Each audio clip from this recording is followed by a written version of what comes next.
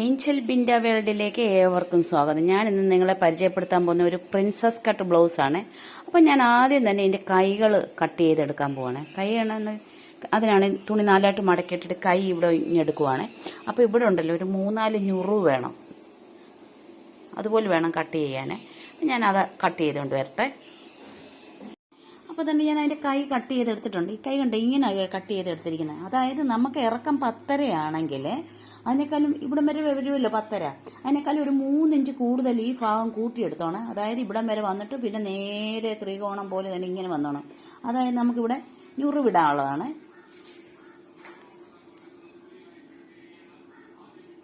ഉണ്ട് ഇവിടെ ഒരു 3-4 ഞുറു വരും, ഇങ്ങനെ ഇടാനുള്ളതാണ്. അതിനാണ് ഇങ്ങനെ ആ മോൾ ഭാഗം കൂർബ പോലെ വെച്ചിരിക്കുന്നത്. അപ്പോൾ ഈ കൈ കട്ട് ചെയ്തെടുത്തേ. പിന്നെ ഇവിടെ എങ്ങും ഒരു ചുളിവും വരരുത്. ഇതിന് പൈപ്പ് പോലെ നല്ല ഫിറ്റായിട്ട് കിടക്കണം. അതിനാണ് ഇവിടെ ഒക്കെ തന്നെ ഇങ്ങനെ വെച്ചിരിക്കുന്നത്. ഇതങ്ങോട്ട് മാറ്റിയിടാം. ഇനി നമുക്ക് ഇതിൻ്റെ ബോഡി കട്ട് ചെയ്തെടുക്കാമേ. നമുക്ക് ഇതിൻ്റെ ഈ ഭാഗം എടുത്ത് വേണേൽ ഫ്രണ്ടിൽ കൊടുക്കാം. നല്ല വീതിയൊക്കെ ഉണ്ട്. പക്ഷെ അവർക്കിത് വേണ്ടാന്ന് പറഞ്ഞു, അതുകൊണ്ട് ഞാനിത് കൊടുക്കുന്നില്ലേ. നമ്മൾ തുണി 4ആയിട്ട് മടക്കിയിട്ടിട്ടാണ് വെട്ടുന്നത്. ഈ ആദ്യം 2ആയിട്ട് മടക്കിയിട്ടിട്ട് നമ്മൾ പുറം പീസ് കട്ട് ചെയ്തെടുക്കണം. നമ്മൾ ഇതിൻ്റെ മുകൾപോട്ട് ലൈനിങ് ഇട്ട് നമ്മൾ പുറം ഭാഗത്തെ അളവെല്ലാം എടുക്കണം.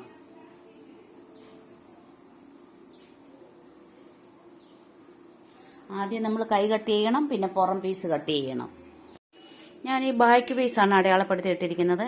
ലൈനിങ്ങേല, നല്ല തുണിയലല്ലേ. അപ്പം ഞാനിവിടെ 2.5 എടുത്തിട്ടുണ്ട്. ഓരോ പ്രാവശ്യവും ഓരോരുത്തർ പറയുന്ന അനുസരിച്ചാണ് അളവെടുക്കുന്നത്. കഴുത്ത് ഒതുങ്ങിയിരിക്കാൻ പറയുന്നവർക്ക് 2 എടുക്കത്തുള്ളൂ.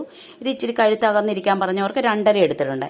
അപ്പം ഞാനിവിടെ 3 എടുത്തിട്ടുള്ളൂ. സാധാരണ ഞാൻ ഇവിടെ 3.5, ഇവിടെ 2, ഇവിടെ 3.5 എടുക്കുന്നത്. പക്ഷെ ഞാനിവിടെ 2.5, ഇവിടെ 3 എടുത്തു. അപ്പം 5.5 ആയേ. ആ 5.5 തന്നെ നമ്മൾ താഴോട്ട് ഇറക്കും. അതാണ് ഇതിൻ്റെ അളവ് കൈക്കുഴിക്ക് വേണ്ടിയിട്ട്. ഇനി നമുക്കിത് കട്ട് ചെയ്തുകൊണ്ട് വരാം. ഇനി നമ്മൾ ഈ ബാക്കിലെ പീസ് എടുത്ത്, ഇത് ലൈനിങ് പീസാണ്, ഇതെടുത്ത് നമ്മൾ ഫ്രണ്ടിലത്തെ പീസ് വെട്ടാൻ പോവുകയാണ്. ഇതിൻ്റെ മുകൾപോട്ടിടും. എന്നിട്ട് ഇതിനേക്കാളും വ്യത്യാസം എന്ന് വെച്ചാൽ കഴുത്തിറക്കം ഇത്രയും വേണ്ടല്ലോ. കഴുത്തിറക്കം ഒരു 7 ഇഞ്ച് മതി. പിന്നെ കൈക്കുഴി ഇതുപോലെ തന്നെ. പിന്നെ വണ്ണം 1/2 ഇഞ്ച് കൂട്ടിക്കോ, അത്രയേ ഉള്ളൂ. ഇറക്കം ഇത് തന്നെ മതി. കാരണം പ്രിൻസസ് കട്ടാണ്, കട്ടിങ് ഒന്നും വരുന്നില്ല. ഫ്രണ്ടിൽ മാത്രമേ ഒരു ഇങ്ങനെ ഒരു തയ്യൽ വരുന്നുള്ളൂ. അപ്പോൾ നമുക്ക് ഫ്രണ്ടിലത്തെ പീസും കട്ട് ചെയ്തുകൊണ്ട് വരാം.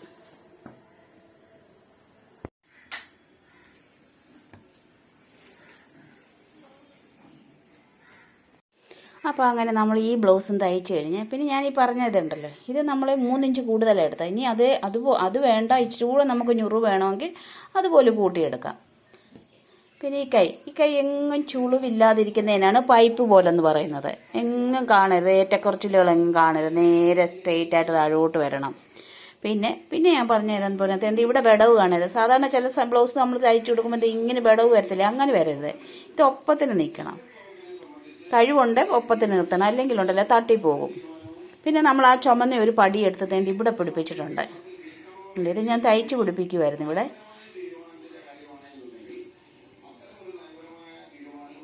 വേണ്ട. അപ്പോൾ എൻ്റെ ഈ വീഡിയോ കണ്ട എല്ലാവർക്കും നന്ദി, നമസ്കാരം. ഷെയർ ചെയ്യാനും സബ്സ്ക്രൈബ് ചെയ്യാനും മറക്കല്ലേ.